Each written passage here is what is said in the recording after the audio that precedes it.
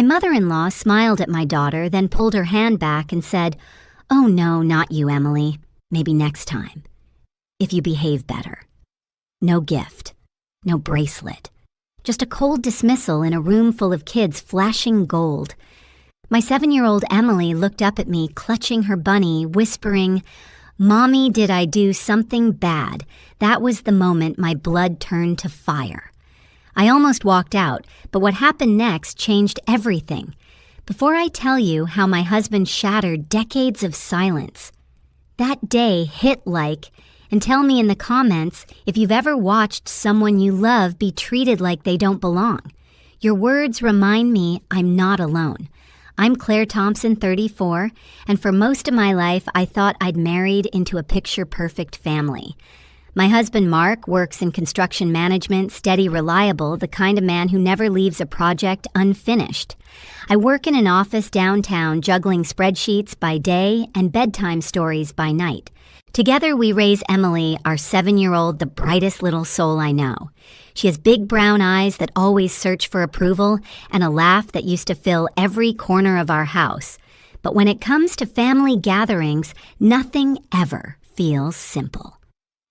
Mark's mother runs them like she's the queen of some private kingdom. The big old house she lives in, the one with the creaky porch and the chandelier that hums when the air conditioner kicks on, becomes her stage. Every holiday, every so-called special gathering, it's the same ritual.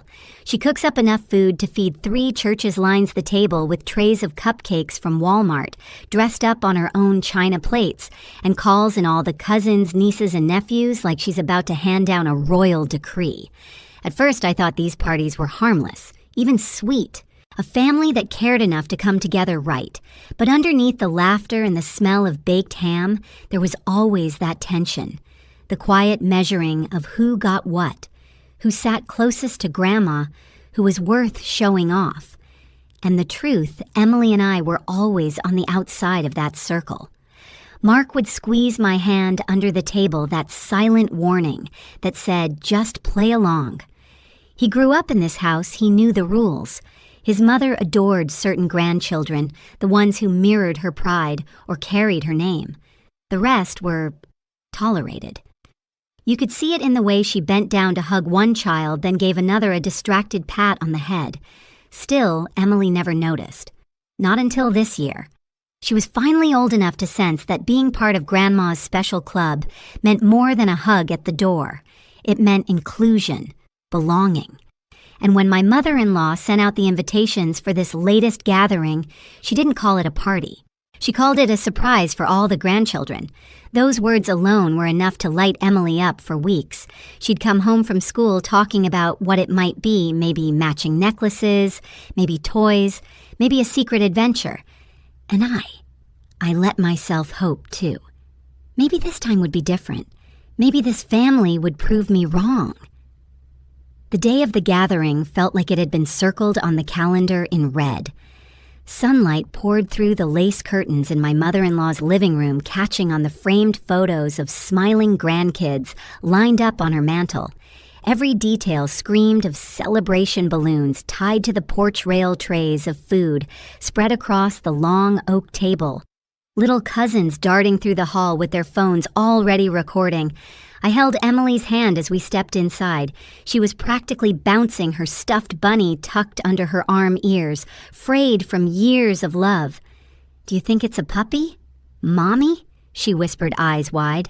I laughed, even though the knot in my stomach told me better. Mark stood close, his jaw already tight. I could feel his discomfort without him saying a word. He knew better than anyone how quickly these parties turned from warm to cruel. He'd lived it as a boy, being the one overlooked, the one who watched other kids unwrapping shiny things, while he pretended not to care. Still, we stayed. That's what you do. When it's family, you sit on couches that aren't yours, you smile politely, and you pray no one notices the cracks. My mother-in-law entered like a performer making her grand debut. She carried a stack of small velvet boxes in her arms, each one identical and perfect. Gasps spread across the room. The whispers started bracelets, maybe jewelry. The cousins leaned forward, eyes sparkling. Phones lifted higher. She opened the first box and handed it to my nephew, a delicate gold bracelet with his initials engraved. So precious, she cooed, kissing his cheek. Another box, another bracelet, another round of squeals. The line of children seemed endless, each one walking away with their prize, their place secured. I felt Emily's grip on my arm tighten. She sat up straighter, pressing her bunny against her chest, waiting. Her turn was coming. She believed it with all her heart, and that's when it happened. My mother-in-law reached the last box. She paused, glanced at Emily, then pulled her hand back as if the gift itself might burn her. Her smile turned sharp. "Oh no, not you, Emily. Maybe next time, if you behave better." The words sliced through the air, cameras lowered. The kids shifted uneasily.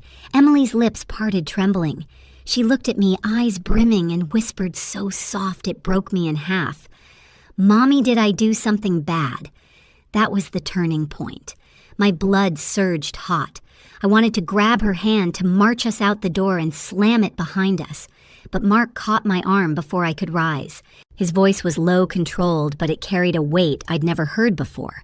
"Wait," he whispered. "Just wait." The chatter around us stumbled forward, forced and hollow. Parents murmured, trying to distract their kids. But the air in that room had changed. I could feel it. Mark disappeared up the stairs, leaving me clutching Emily, my heart hammering. I didn't know what he was planning, but I knew one thing: this was no longer just a family gathering. Something was about to break wide open. I sat frozen on that sofa, Emily pressed into my side like she was trying to disappear into me. The bracelet boxes were gone now, dangling from the wrists of every other child in the room. Their parents forced smiles, snapping pictures with stiff voices, pretending everything was still festive. But no one looked at us. No one dared. Emily's little fingers dug into my arm. Her stuffed bunny's worn ears brushed against my elbow. She hadn't spoken another word since whispering that question. Did I do something bad? My chest felt crushed under the weight of it. I wanted to stand, to grab her hand, walk out of that house, slam the door behind us, and never look back. I shifted forward, ready to move, when Mark's hand caught my wrist. "Wait," he whispered, his voice sharp enough to cut glass. "Mark." I started, but his eyes locked on mine with an intensity that stopped me cold. I saw something there I hadn't seen in years. Not resignation, not fear, but resolve. He stood up slowly, shoulders squared, fists still clenched. Without another word, he turned and walked toward the staircase. The room barely noticed my mother-in-law was fussing over the cousins, adjusting bracelets, demanding they hold up their wrists for photos. The adults murmured shallow compliments. Laughter rose and died in the same breath. But I noticed. I tracked every step Mark took up those stairs, my heart hammering so loud I thought people might hear it.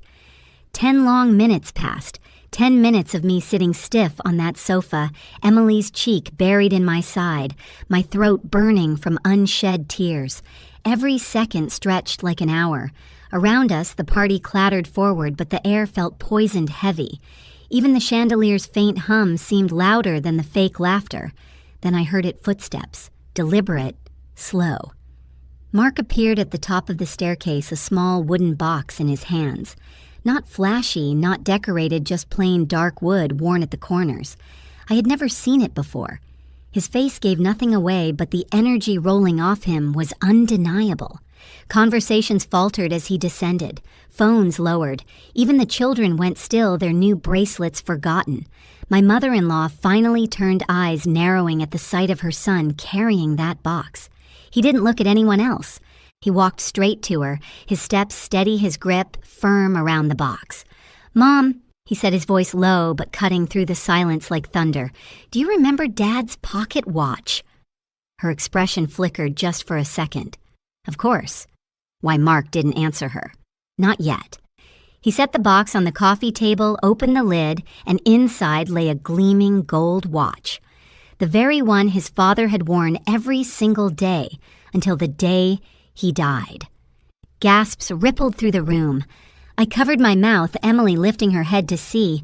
Mark's voice was steady, but I caught the crack beneath it. Dad gave this to me before he passed. He told me to give it to someone who deserves it, someone who understands family, and then he turned. Not to me, not to his mother, to Emily. Her eyes widened, lips parting in disbelief. For me, she whispered. Mark knelt down right there in front of everyone. Yes, sweetheart. For you, because you do deserve it. Because you are part of this family. Because no one will ever make you feel like you're not. Tears spilled down her cheeks. My own vision blurred. The room had gone silent, but it was the kind of silence that trembles before it breaks. And I knew the counterattack had begun. Mark's words didn't just hang in the air, they detonated.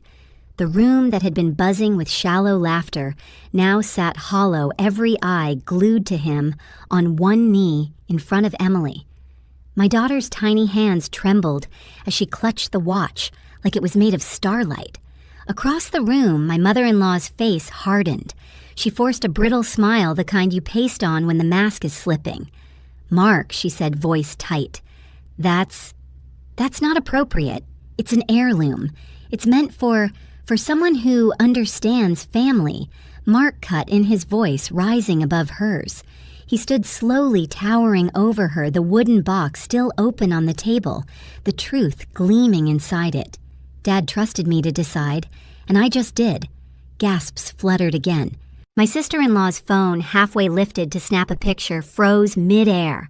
The cousins shifted uneasily, bracelets jangling. I felt my breath catch. For years, Mark had bitten his tongue at these gatherings, letting his mother orchestrate her pageants of favoritism, never once stepping out of line. But this time he was done. His mother's eyes darted around, searching for support. "You're overreacting," she hissed, the smile dropping. "It was just a playful moment. Emily will get something next time." Emily's shoulders slumped, her small voice breaking. "But Grandma, why not me this time?" Every adult winced. The words of a child had done what none of us dared, shoved the cruelty into the light. Mark's fists tightened. "Don't you dare put that weight on her shoulders. She's 7 years old. She's not here to earn your approval like some contestant. She's your granddaughter, and she deserves love, not conditions." My mother-in-law straightened her chin, lifting with the old arrogance. "Don't lecture me about family, Mark. I built this house. I held this family together after your father died. I decide what tradition looks like."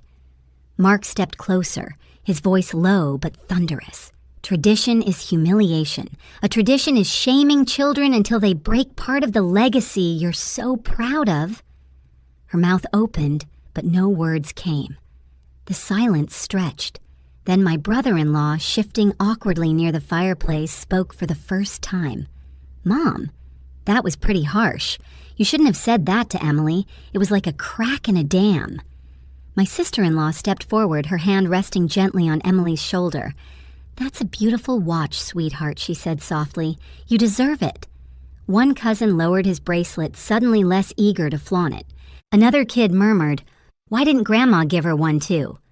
Parents exchanged uneasy looks, the perfect facade collapsing piece by piece. Mark turned back to his mother, his voice steady, now controlled. "This ends here. You will not make my daughter feel like she's less than. Not in this house. Not anywhere."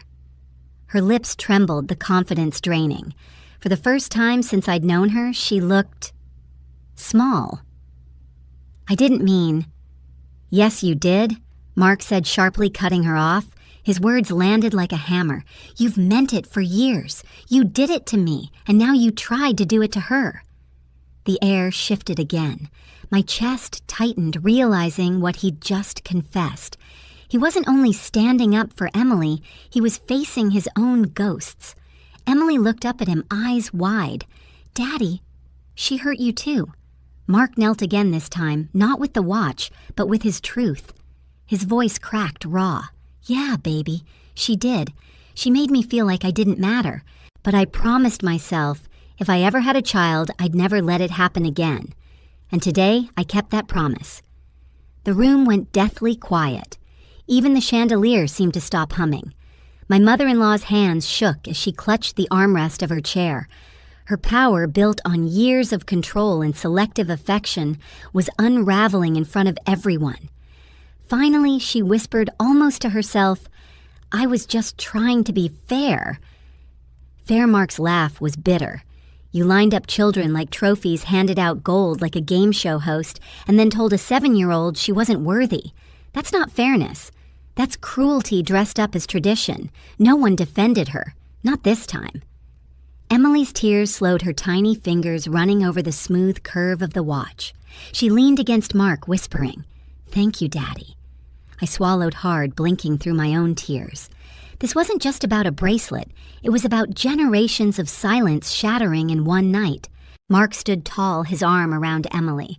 "We're leaving," he said firmly. "And when you think back on tonight, remember this love isn't a prize you dangle in front of children. It's what you give freely, or it means nothing at all." We moved toward the door. My heels clicked against the hardwood, the sound echoing through the stunned room. My mother-in-law remained seated, her eyes glossy, her lips pressed into a thin, defeated line. Behind us, murmurs rose, hushed voices, nervous glances, people finally acknowledging what they'd all seen but never spoken. The screen door creaked as we stepped onto the porch.